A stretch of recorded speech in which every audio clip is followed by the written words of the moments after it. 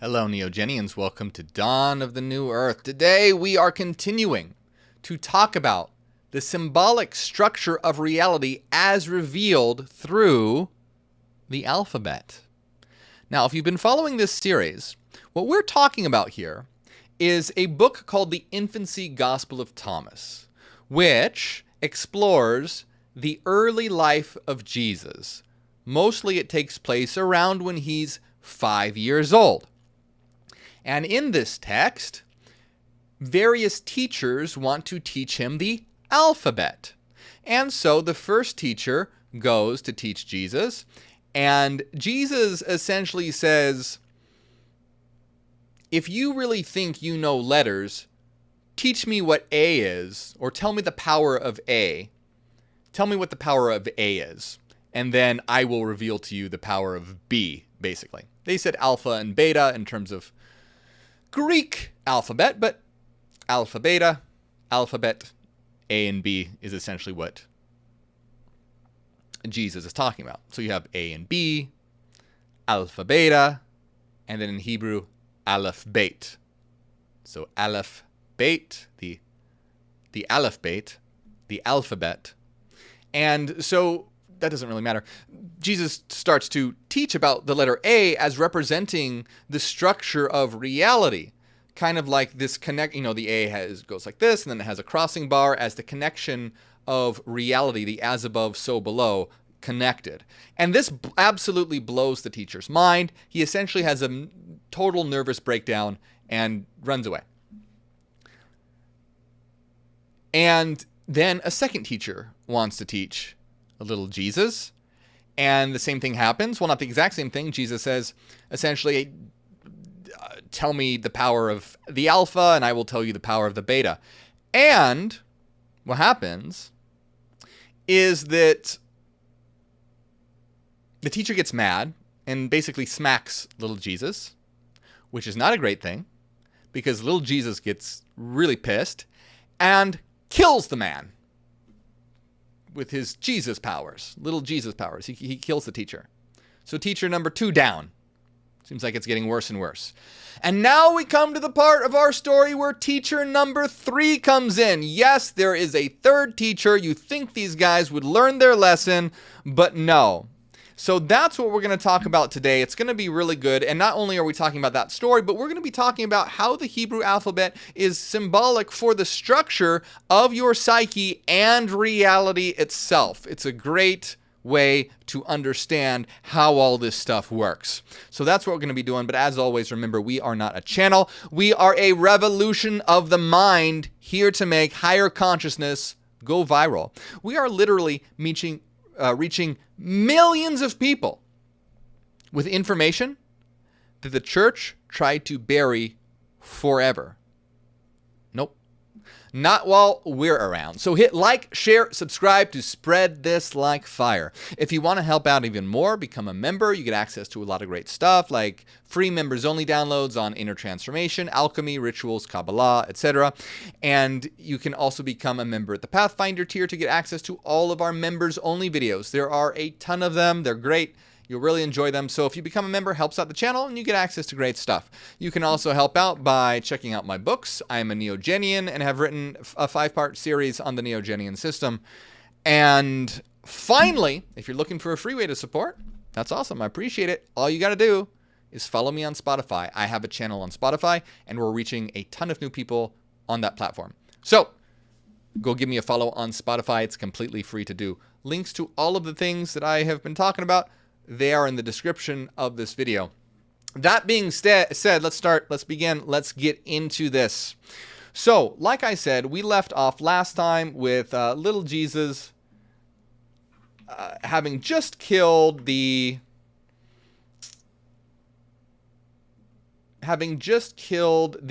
second teacher. So, what happens? Let me bring up the text here. Once again, this is in the Infancy Gospel of Thomas, which is not a Gnostic gospel. I want to make that clear. It's not Gnostic, but it's still very interesting. Okay, so let's see what it says. It says, after some time, yet another teacher was a faithful friend of Joseph, who is, of course, Jesus' father. And the teacher says, "Bring the young child unto me to the school. Peradventure, I may be able, by cockering him, to teach him the letters." Okay, before we continue, what's a weird word? But all it means is spoil. It's a very weird word for spoiling. So he's basically like, I'll spoil the kid. I'll be nice to him. I'll pamper him, basically. Like, give him candy, whatever, you know. And Joseph said, "If you have no fear, my brother, take him with thee." Because, you know, one teacher had a breakdown, the other teacher is dead. So he's like, "Okay, try it. If you're not afraid, try it." And he took with him in fear and much trouble of spirit, but the young child followed him gladly. So he was scared, shaking in his boots a bit, but Jesus is happy to follow him. And going with boldness into the school, he found a book lying upon the pulpit, and he took it, meaning little Jesus took it, and read not the letters that were therein, but opened his mouth and spake by the Holy Spirit, and taught the law to them that stood by. And a great multitude came together, and stood there hearkening, and marveled at the beauty of his teaching, and the readiness of his words, in that being an infant, he uttered such things. So basically, instead of the teacher trying to teach him the alphabet, he just leads him over to the school, and then Jesus finds the book laying on the pulpit, and he starts teaching the class, essentially, and everyone's holy shit, this kid is super smart. So what happens? It says that when Joseph heard this, he was afraid and ran to the school, thinking whether this teacher also were without skill or smitten with infirmity. So basically, he was afraid that Jesus made another teacher go crazy or killed him. But the teacher said unto Joseph, "Know, my brother, that I received this child for a disciple, but he is full of grace and wisdom. And now I beseech thee, brother, take him unto thine house." And when the young child heard that, he smiled upon him, and said, "Forasmuch as thou hast said well, and has borne right witness, for thy sake shall he also that was smitten be healed." And forthwith the other teacher was healed. So you'll notice this theme. In this story, Jesus curses a lot of people. But as the people come around to recognizing that he is an authority figure, he begins to heal them. And that's what happens with this teacher. This teacher is basically being like, hey, you know, the other teachers were trying to teach Jesus.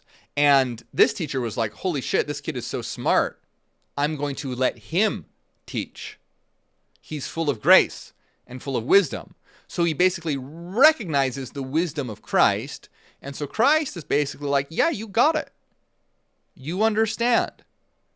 And so not only do you get a gold star, but I'm going to bring that other teacher I killed back from the dead. Okay. So there's a little bit more to this story, but we're going to take a pause there and start talking about this whole letter thing. Okay? So, if you have seen my other videos on this, you know exactly where this is going. If not, let me give you a quick rundown. So, the infancy gospel of Thomas does not explain what all the letters mean. It only explains the first letter, the Alpha. However, in Hebrew Kabbalah, the Judaic Kabbalistic system, they use the letters to describe the structure of reality, and ultimately in Hermetic Kabbalah, the structure of the mind and the psyche as well. Both link to each other because as above, so below, the mind is a reflection of the greater cosmos at large. So I just want to make it clear, this infancy gospel just talks about the letter A in Greek, but to give you an idea of what this text is referring to, I'm going to use this Kabbalistic system of the letters to give you an idea of what the heck Jesus was even talking about here in this infancy gospel. So let's do that right now. And what we're also going to do is we're going to attach or correspond each of the letters to the Kabbalistic tree of life. This symbol is called the tree of life. Okay? This symbol is called the tree of life, and it maps to it or models in a very simplistic and symbolic way the structure of reality itself and the structure of your mind, your psyche, your soul. So this is the structure of reality as well as the structure of your soul.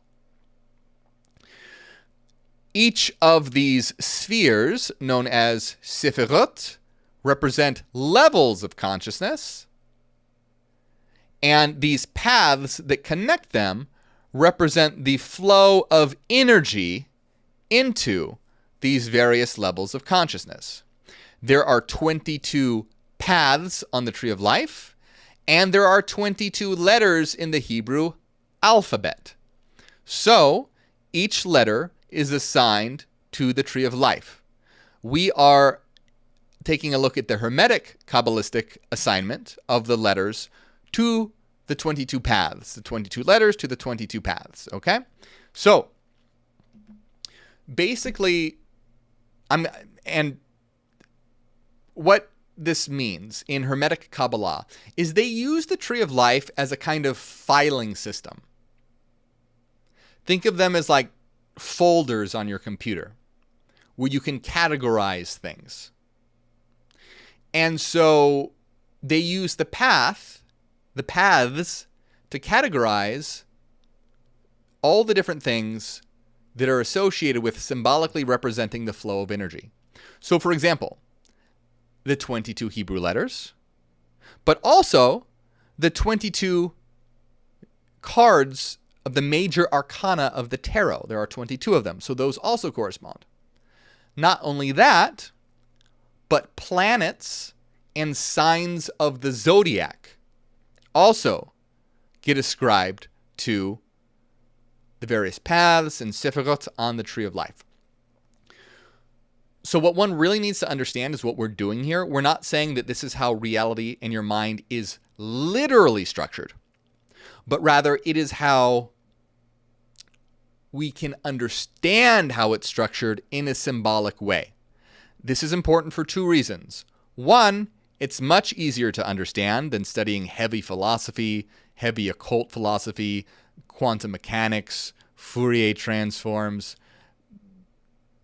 and all the things that you would need to do to have a very in-depth knowledge of these things. So it's kind of like the picture book, the coloring book version, the picture book version of it. So you can get it's helpful for getting a big picture of this stuff in an easier to understand way. With tarot, it's literally pictures. So it's not to say that reality is literally made from these letters or reality is literally made from tarot cards. That doesn't make sense. They symbolically stand for energy that exists in the universe. So the second reason why this is important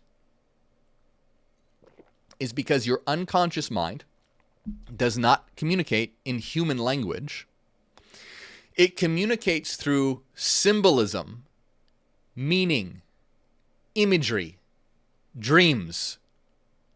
It communicates in a completely different way.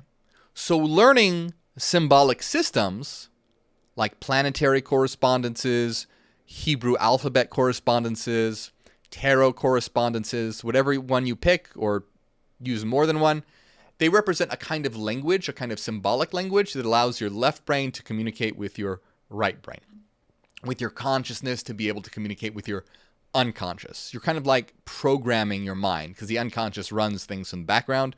You're using these symbols to kind of hack into your mind and program it. So that's why it's important. It's not that it's literally true, but that it's a helpful, easy to understand way. And it allows you to communicate symbolically with your unconscious. So I just want to make it clear when I talk about the letters, I'm not saying that reality is literally made from the Hebrew alphabet. And when I talk about planets, I'm not talking about the spheres in the sky or the stars in the sky. They're a symbolic representation of energies that exist within you. So, for example, Mars, it's not about the planet. It's an archetype. It represents willpower, confidence, domination, etc. And so when we talk about, say, like, oh, this path corresponds to Mars, it's not about, oh, it corresponds to the thing in the sky. It corresponds to what that represents. Okay? So, but we're mostly going to be talking about the letters because that's a lot of info, and I already did a whole entire series on all the tarot correspondences and what they mean. I might throw in a tarot meaning here and there if you're new to this so you can get an idea. But for the most part, we're going to be focusing on the letters. So let's start right now. If you'll notice, there are a lot of paths that are blacked out. These are the paths that we have already explored in previous videos. Today, we're going to explore the final, I believe we have 6 left. Or do we have 5 left? 1, 2, 3, 4, 5. I thought there was one more. I suppose there's 5. So we're exploring 5 of the paths today, the final 5. And just as a quick example of what this means to get you an idea, this Sephirot is known as Keter or Keter. And Keter represents basically pure unity. And this path is represented by Aleph. And Aleph represents that unity becoming energy over here in Chokhmah. Okay? Because Chokhmah represents energy. And so unity becomes energy on this path. Now, this sphere over here is known as Binah. Binah represents order, structure, form. And this path, Beit, connects unity to order, structure, and form. And so it's unity that becomes ordered and structured and formed, which makes sense symbolically because Beit means house, and a house is something that is structured. So that's a quick and easy way to just give you an idea of what we're talking about here, about how these letters symbolically encode structures and energy of both the universe and your psyche. So we are going to get started now. And the path that we're going to be first exploring, hopefully my Sharpies have enough ink in them, is the path called Sadi, which is right here. Okay, so it's this path right here that connects Netzach to Yesod. And let me show you what that actually looks like. If we come over here, let me bring this up. That is what the letter Sadi represents. And what Sadi means is fish hook. That's what Sadi means. Not the fish, but the hook. And that's important. Why? Because a hook, it catches something that's already moving. Now, like I said, this Sadi, which means fish hook, connects Netzach, and Netzach, or it connects Netzach to Yesod.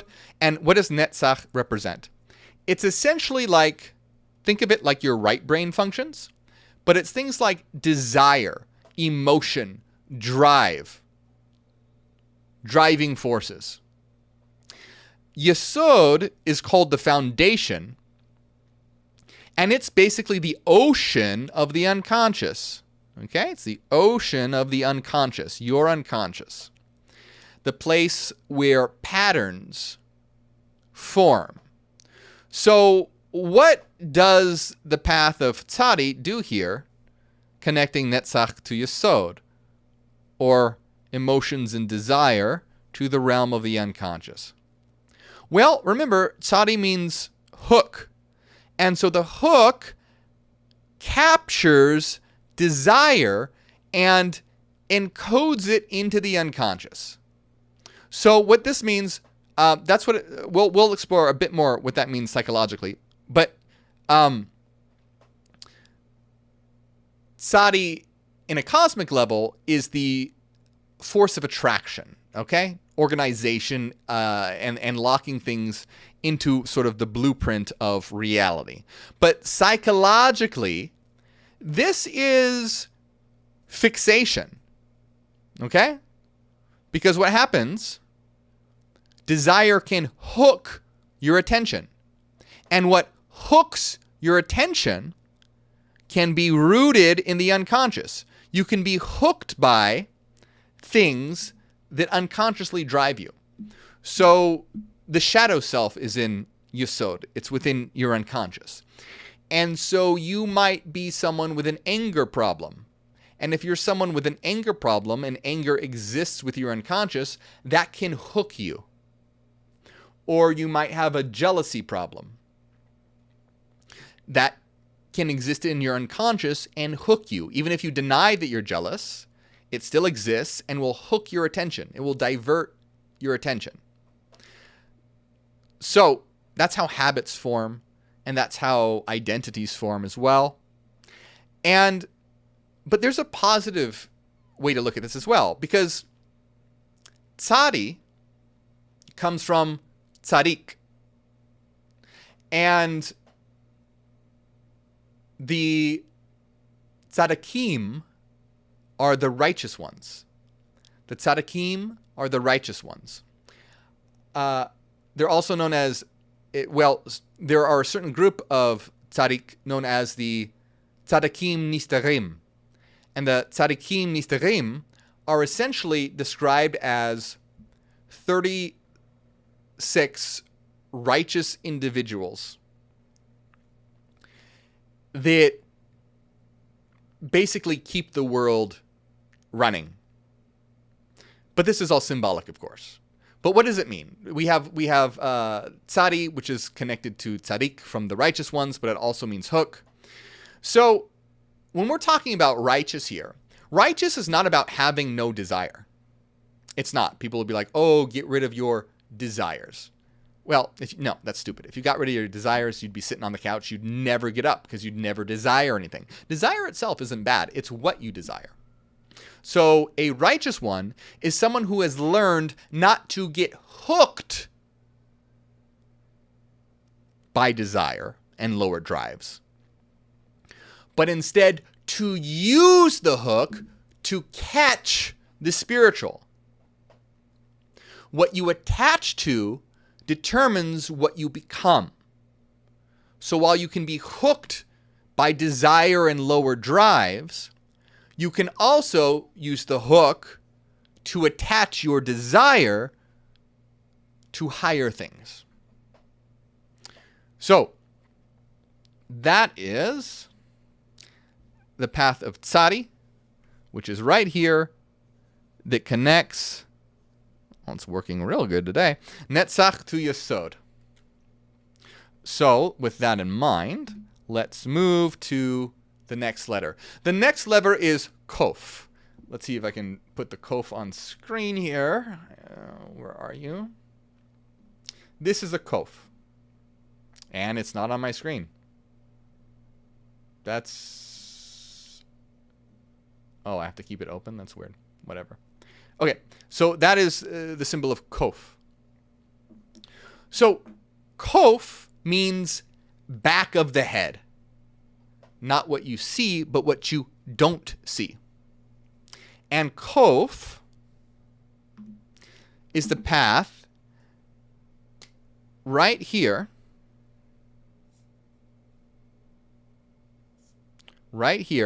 that connects Netzach to Malchut, or Malkuth. Netzach and Malkuth, or Netzach and Malchut. Whatever. You can say it however you want. Doesn't matter. So, remember that we already just saw what Netzach was. It's your emotion, desire, and instinct. whereas Malchut, cosmically, represents the physical world itself, but in terms of the psyche, it represents action, behavior, what you do. So what is Kof doing as the path that connects desire and emotion and instinct to what you do? So it's where instinct becomes action, emotion that becomes action. Psychologically, this is like automatic behavior, habits, reaction, emotional responses that cause you to act without really thinking about it or reflecting on it. You're just driven to do something. You don't see it happening. It's in the back of your head, but it's driving everything. That is the path of Kof that connects Netzach to Malchut. By the way, this path is also, in terms of tarot, connected to the moon card. Why? Because on the moon card, you have a moon, and you have a wolf and a dog howling at the moon. And what does that represent? That represents instinctual behavior, desire, that gives way to action. Wolves howling. Even the dog that is sort of, domesticated by humans, not wild like the wolf, still has these impulses and instincts to howl. So you can see how it's like a picture book understanding, right? We use Kof to symbolically kind of encode what that means. But what is really happening here is a psychological process of being driven by instinctual emotion, and the tarot card, the moon, is like a coloring book, picture book version of that helps you understand it. Not that the card literally has magic powers or somehow was connected to the universe. No, they're little bits of cardboard with pictures on them, but those pictures are very helpful and powerful for communicating with your unconscious. So if you were trying to communicate with your unconscious, something about, your emotions maybe controlling you, you would use Kof, or you would use the tarot card of the moon, for example, and perhaps meditate on that to symbolically transmit this concept to your unconscious, because your unconscious doesn't communicate in language, it communicates in symbolism. Okay, so let's move on to the next path. The next path is right here, and it is Resh. Resh, or Resh, or Resh. Resh, however you want to say it, doesn't matter. And, well, let me show you what it looks like. This is a Resh. Oh, by the way, I forgot to tell you, my favorite letter is coming up soon, and it encodes a really cool secret. So I'm excited to talk to you about that. That's coming up in is that the next letter? I think it's the next letter, yes. So, but first we have the Resh. So Resh connects Hod to Yesod. So Resh means face. Okay? So Resh, it means face. What is visible, what is presented. Now, think about it. It's the opposite of Kof. Kof is the back of the head. Resh is the face. Here's why that's important. Resh connects Hod and Yesod. And Hod is intellect, analysis, language. And we saw that Yesod is the unconscious foundation.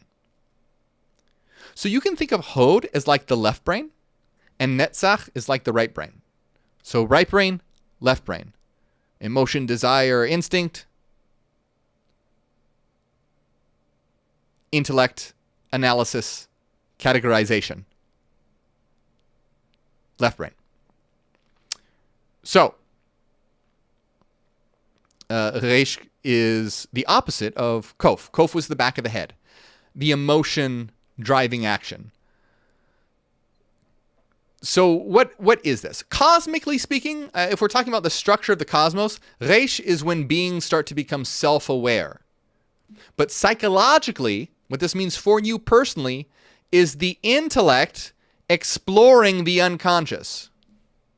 So typically, the unconscious is not in your conscious field by definition. But when you turn your intellect inwards, you can actually start to explore the unconscious. You start to see your patterns. You analyze them. You name them. You bring them into awareness. The face begins to turn towards what was hidden. Resh is this self-recognition. It's the moment you kind of go like, hey, why am I like this? Why do I behave this way? Let me reflect on that and discover perhaps these unconscious drives that could be driving me. Let me analyze them. So what's really cool in this as well is, let me see here. If we take a look at Resh, this is the path that connects Hod, intellect and analysis. Now it's not working at all. What the hell? Oh my lord. Well, you know what? I have another one. So take that. This one better work. Yes, excellent. Excellent. So, Resh is the path that connects the intellect, analysis, categorization to the unconscious. All right? And the tarot card associated with Resh is, guess what it is? It's the sun. It is the sun. Resh is the face. Kof is the back of the head. Resh is the sun. Kof is the moon. You see how this is really cool, how it encodes this information in symbolic ways? So the sun shines down and illuminates the dark unconscious. Awareness. This is awareness of your patterns that drive you. Isn't that cool? I think it's awesome. This is really important to understanding how the mind works in a symbolic way. You could also do it by taking years of psychology classes and also studying the occult and seeing how these things connect together. Or you can use these symbolic tools. But even if you, if you want to take that time, highly recommend it. Definitely do that. Please, by all means, study psychology and esoterica and philosophy and all. Please do. But if not, this is a easy way to get a grasp on what's being discussed. But even if you did do those things, it's still important because it's not just about understanding in an intellectual way. It's about a symbolic set that allows you to connect with your unconscious. So even if you studied all those things for decades, it's not going to allow you to connect to the unconscious. Working with the symbols will. So that's important. Okay? Okay, now we come to my favorite. My favorite. I love this. There's so many cool secrets hidden in this one. This is Sheen. I don't know why it's so big here. Let me try and make it smaller.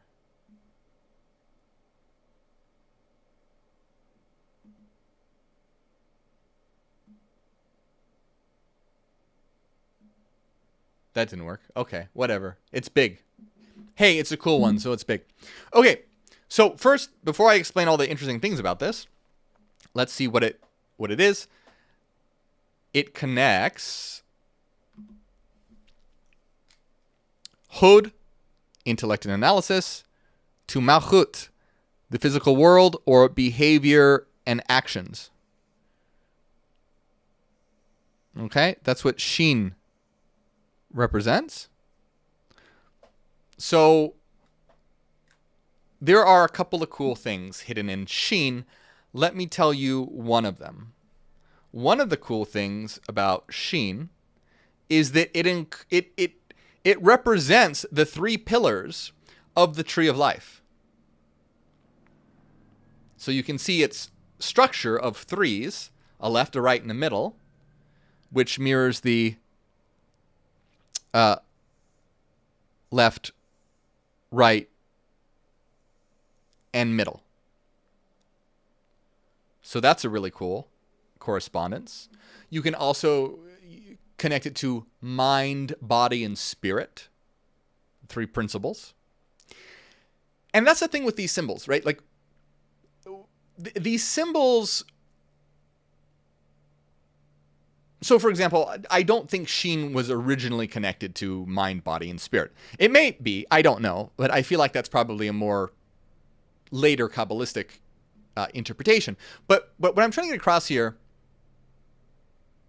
All right, let me give you another example. Sheen means tooth, okay? We're going to explain why the heck that matters. But look, you can have Sheen meaning tooth, or you can have Sheen representing the 3 pillars on the tree of life, or you can have Sheen representing the complex of body, mind, and spirit. Which one is the right one? There is no right one. There is no, a symbol is not a sign. A sign stands for something known. A symbol stands for something unknown. So a sign is like a stop sign. A stop sign doesn't symbolically encode anything. It means what it means. It means stop. That's a sign. That's a stop sign. Let's look at something a little more complex, like the cross, okay? The cross can be a simple sign. Most people see it that way. Oh, that's the sign of Christianity. Cross equals Christianity. It's like a stop sign. It just means a simple thing. But it can also be a symbol. And as symbolism, it's totally different. It can represent the union of matter and spirit. It can represent the descent of spirit into matter. It can represent, if you take a cube and unfold it, unfold all its sides, a hollow cube, and you unfold it so all of its sides are laying out in an unfolded way, it forms a cross. The cube is often associated with the material realm, and so this is the unfoldment of reality. That's another thing the cross can represent. So in terms of a sign, cross means Christian. In terms of a symbol, it means many different things. And so that's why you can, let's say, like for example, the Sheen, you can meditate on this symbol. And by meditate, I mean like you just look at it and start to think, what kind of correspondences can I make here? Oh, I can make a correspondence to the tree of life. I can make a correspondence to mind, body, spirit. And you could continue and go on. And it's sort of, you do this sort of game, this symbolic game of exploring this concept to reveal symbolically more and more aspects of yourself and reality. So there's no single meaning for any of these things. That's the whole point. If there was a single meaning for any of these things, it would be a sign, not a symbol. So it's really important to understand the difference between signs and symbols. Okay, but there's more to this. I said that Sheen means tooth. Why is that? What does that matter? What the heck? Sounds kind of dumb, right? Until you realize what teeth do. Remember this path, connects Hod, the intellect, to Malchut, behavior. And what do teeth do? Teeth break things down. Like how your left brain associated functions of analysis breaks down the world into categories. Teeth separate and reduce something complex into pieces the body can use for nourishment. So Sheen connects Hod to Malkuth. The way, and Hod is intellect and analysis, Malchut is the physical world or behavior. So what is the tooth doing that connects the two together? Well, if we're talking on a cosmic scale, Sheen is where self-awareness begins to construct and shape matter. But psychologically, this is the left brain function, Hod, interacting with the outer world, Malchut. So you take in the world and divide it. This is good, this is bad, this matters, this doesn't. You label, organize, and define. Now, to be clear, the world is not that simple. That's why you have to realize that it's not always going to reflect truth, but it is helpful. It is practical. It is pragmatic. It allows you to, categorization and labels allow you to communicate and understand reality, not in truth, but in practicality. For example, if I point to a tree, we have categorized it as a tree, and it allows us to point to it and say a sound that we have labeled it and attached all these definitions to it, all these other labels too. Tree has leaves, tree has bark, tree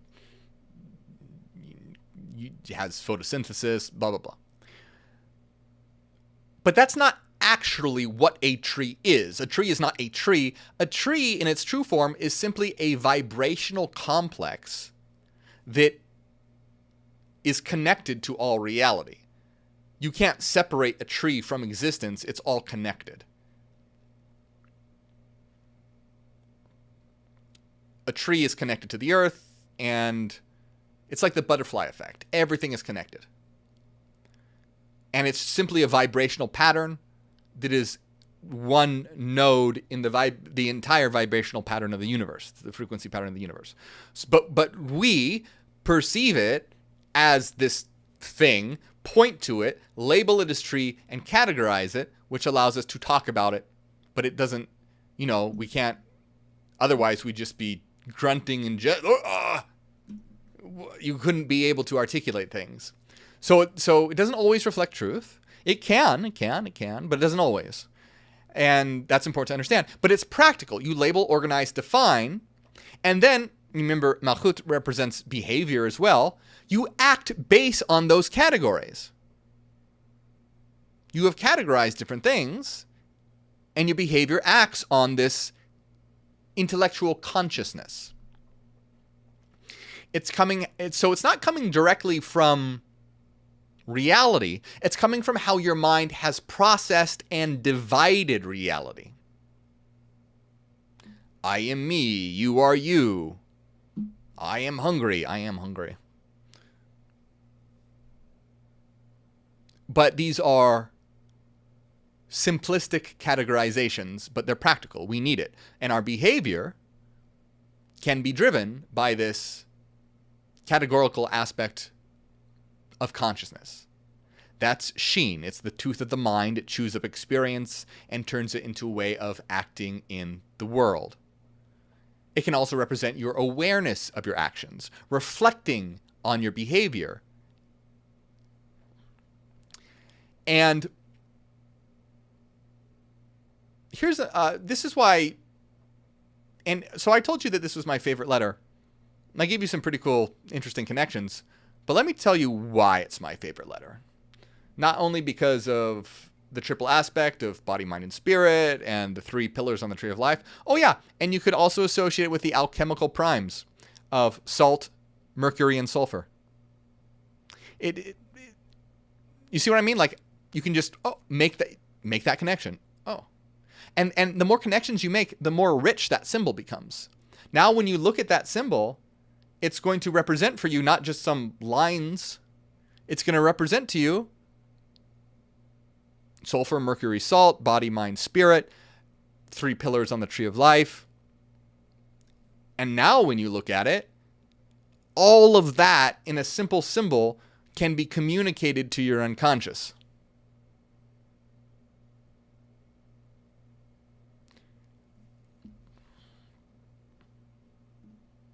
Okay, but here's another connection that I really like. So in Kabbalah very much uses the tetragrammaton, Yud He Vav He, which is Yehovah, Jehovah, or Yahweh. Now, we explore Gnosticism a lot on my channel, so we think of Yahweh as being a very bad guy, typically associated with the demiurge.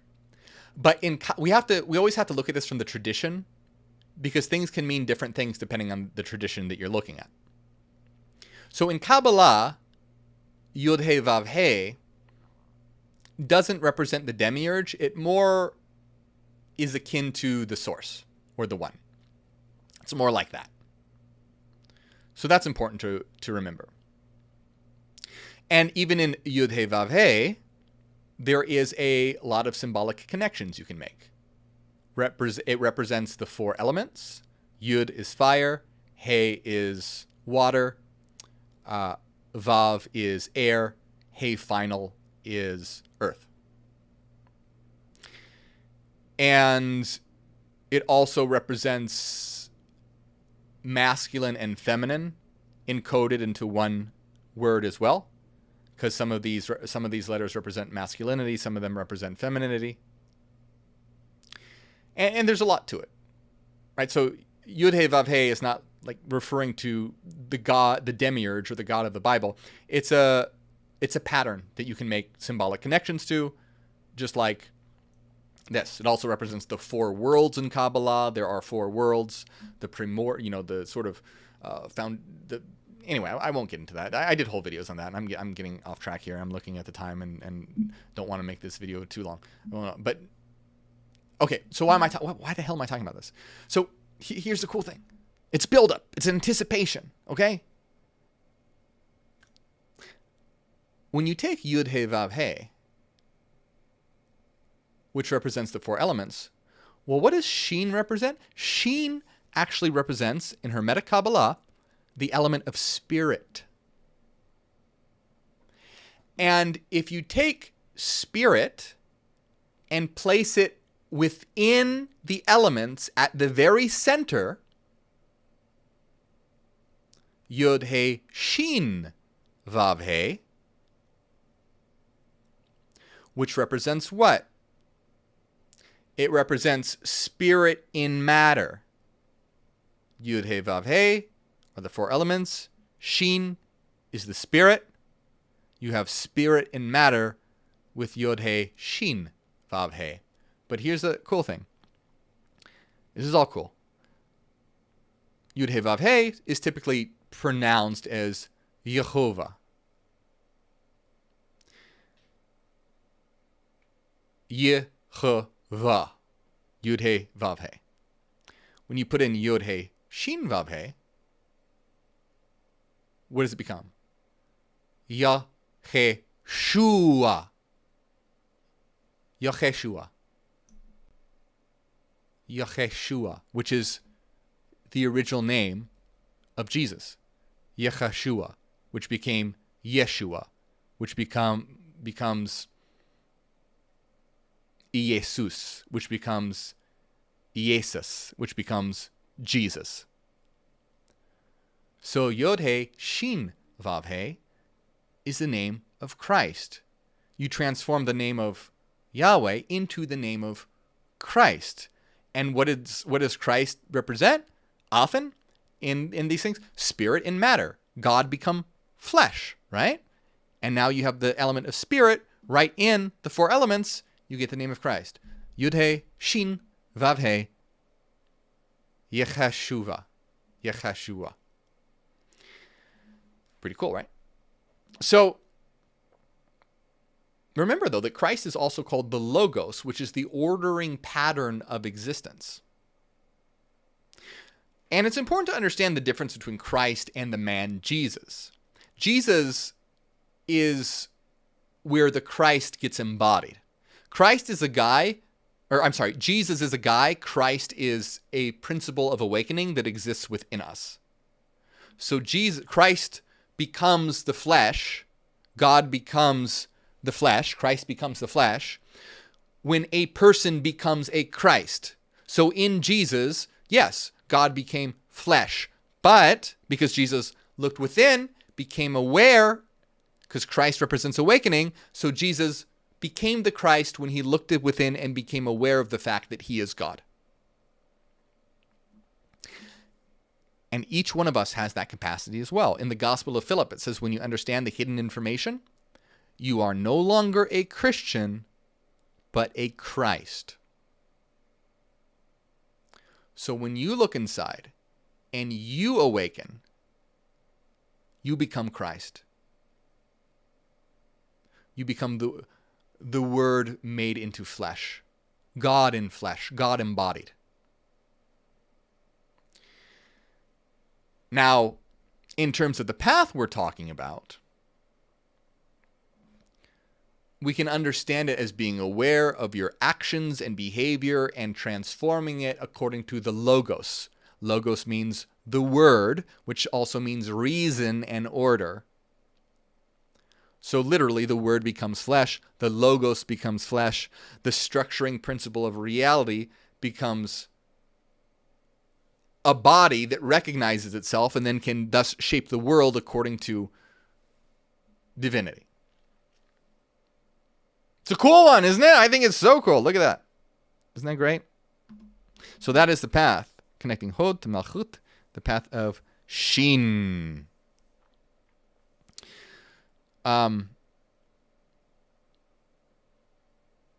Another cool thing is that the tarot card associated with Sheen is the judgment card.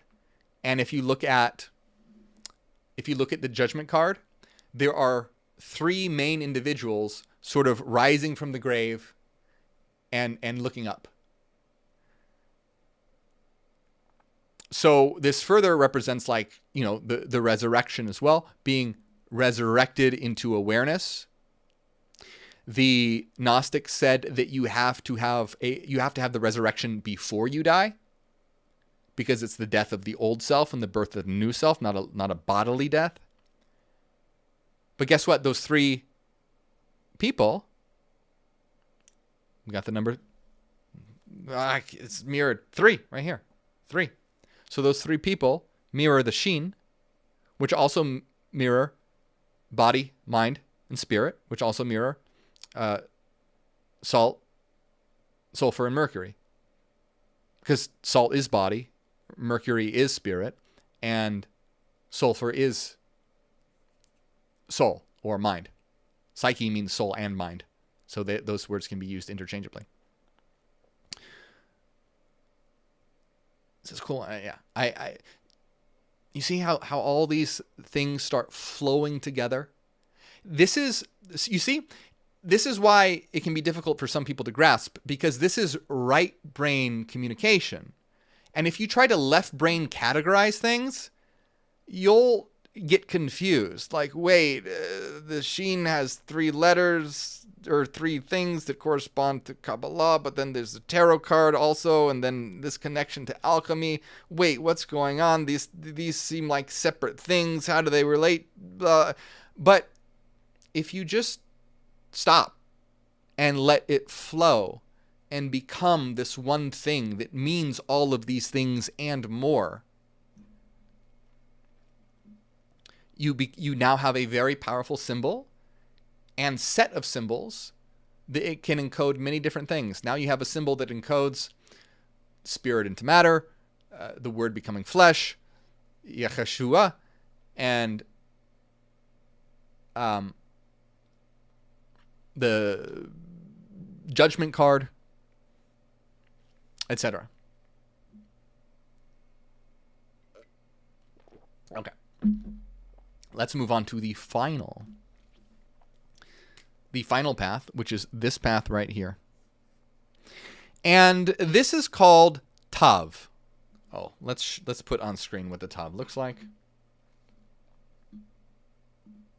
This is Tav, okay? So Tav connects. You know what? Should I make it fade? I'm going to mess with something real quick. You know, switching between... Can I make it...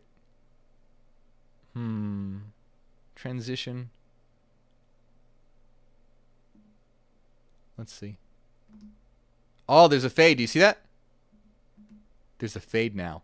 Do you like the fade better? Or is it better with just a cut? I kind of like the fade. What do you think? Doesn't matter. Tell me in the comments anyway. Okay, Tav. We're talking about Tav. Tav is right here. It connects Yesod to Malchut. And what does Tav mean? It means mark or cross, which is pretty damn awesome because we were just talking about Christ. Now we get the cross or the mark. And it connects Yesod to Malchut. Yesod is the foundation, the unconscious, the generative layer. Malchut is the physical world and behavior and actions. So Tav is kind of like the moment the invisible becomes visible.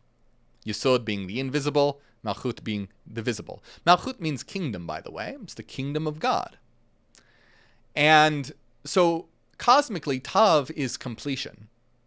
It's the end of the process of generating the material world and inserting self-aware beings, conscious beings into the world. It's the end of that process. It is finished. That's what Jesus said on the cross right before he died. It is finished. Now, of course, reality doesn't stop there, but that's where it finishes for us at the human level. We can continue, though. I'm not saying we can stop there. We can reach divine awareness, absolutely. But kind of like the default mode. No, not the default mode. You get it, right? Most human beings are at the level of simple self-awareness.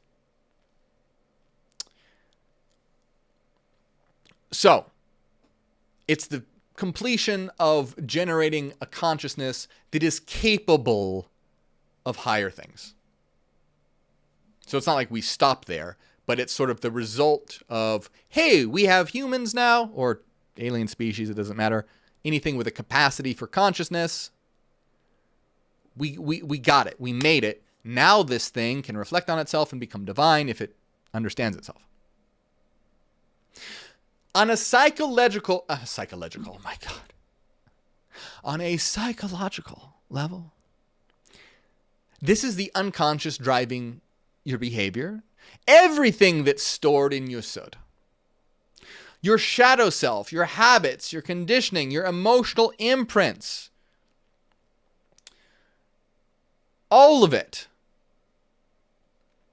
They don't just sit there, they leave a mark on what you do.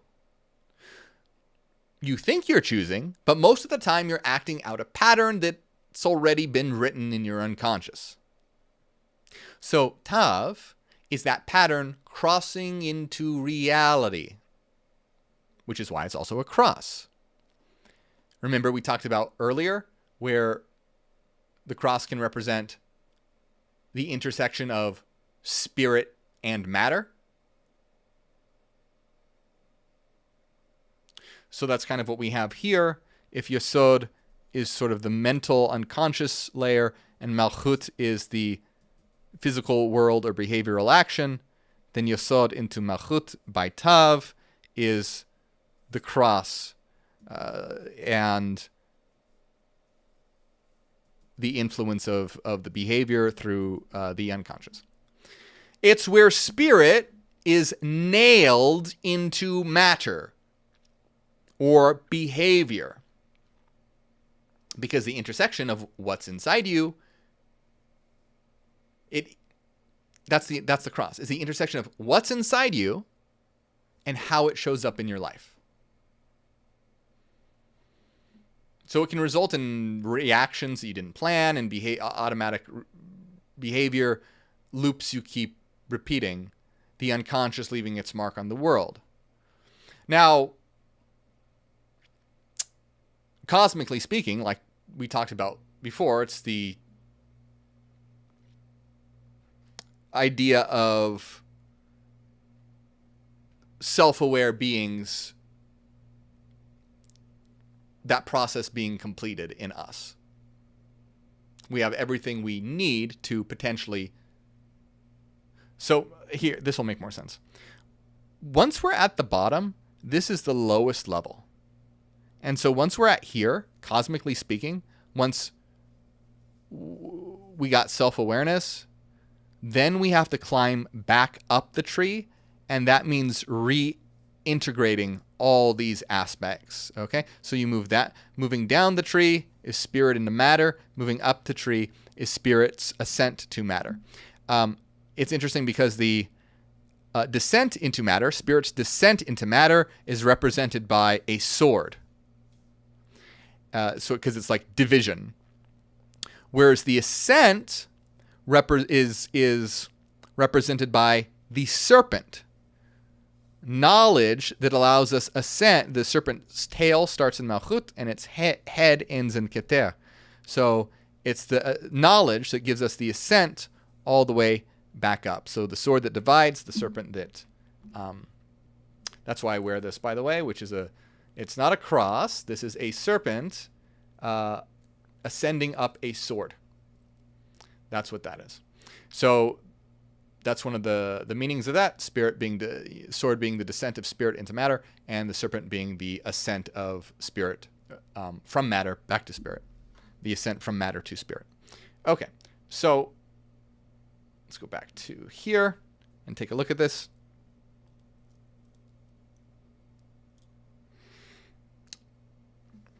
So Tav connects Yesod to Malchut.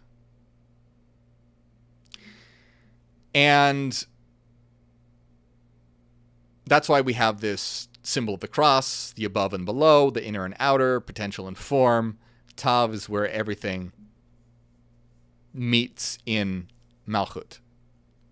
It brings... Okay, so think of it like this. Think of Yesod as like a bowl that you've been mixing ingredients in. So Yesod contains all the ingredients, all mixed up. But it's not a cake yet. You put the bowl in the oven, and once it cooks, it becomes the cake. Malchut is the cake. It's the product of the ingredients. Okay? So, once again, if you look at this and step back, because that's the final path, this is a process. What we explored today, we saw that desire gets hooked, pulled into the unconscious, drives behavior, gets observed, analyzed, and broken down, and then it becomes behavior and action again and again and again. This isn't abstract mysticism. This is your life. Cosmically, it's how reality bakes the cake of the physical world through all of its processes. Psychologically, it is all of your internal archetypal patterns compiling into Yesod and becoming behavior in the kingdom, Malchut. And like I said, this is the lowest point of consciousness in terms of the base state, right? So we have basically like psychologically we could associate this with sort of simple self-awareness. But if we want to reach higher levels of consciousness, we have to climb the paths and reach the different... Because remember, these represent different levels of consciousness. So when we get to Yesod, we begin to explore the unconscious. When we get to Hod, we begin to understand how to properly use logic and analysis. When we get to Natzach, we understand how to balance our emotions so they don't run us and control us. And then in Tiferet, this is the alignment of the ego with the higher self in Keter. So you see these are levels of consciousness, and the paths are how awareness fractures and ends up in this form, and then our ascent is how we reintegrate and reach these higher levels. So these are paths of integration. The paths are paths of integration, and the spheres are the levels that we reach when we integrate. So Malchut, going all the way down, is not the end of the journey. It's the start. It's the beginning. It's where Adam and Eve eat from the tree of knowledge. Adam and Eve eat from the tree of knowledge given by the serpent and begin their ascent. Adam and Eve, of course, being a metaphor for your left brain and right brain. And when you integrate both, you make progress. You begin to ascend. You climb back up the tree. So with that in mind, let's take a look at the final part of the infancy gospel of Thomas, which, remember, describes Jesus as a child. This is the last few lines of it. For such glory and such excellence we have neither seen nor heard at any time. And Jesus arose and followed his mother and was subject unto his parents, obeyed his parents. But his mother kept in mind all that came to pass, and Jesus increased in wisdom and stature and grace. Unto him be glory forever and ever. Amen. So we get a happy ending. Everyone who was cursed by Jesus gets restored, gets healed, gets brought back to life, and that we can interpret that as representing us, recognizing the Christ in us. When we don't recognize the Christ in us, we are cursed. When we do recognize the Christ in us, we are healed, and we begin our ascent back up the tree. So, that is our completion of the paths on the tree of life as they correspond to the 22 letters of the Hebrew alphabet. If you are interested in understanding more about how tarot relates to this, I did a whole video series all about the tarot cards and how they represent the descent, and also how they represent the ascent and psychological reintegration. And it's not just the major arcana. We also talk about the minor arcana, which represents different levels that you can reach as well. And so that playlist exists. You can watch the playlist on this as well, because there's other parts of this if you haven't seen it. But what I want to know from you, as always, because I'm always curious, if you made it to the end of this video, comment and tell me below. Because I'm always curious about how many people actually watch to the end or only watch 10 minutes of this and they're like, I'm bored. So if you made it to the end, good for you. That's awesome. Let me know. Tell me in the comments. I always want to remind you, remember, this is not a channel. We are a revolution of the mind, here to make higher consciousness go viral. We are literally reaching millions and millions and millions of people, tens of millions of people, with information that the church wanted to bury forever. But not on our watch. Hell no. Not only are we bringing it back, we're pushing it across social media and making it go viral. So hit like, share, and subscribe to spread that fire.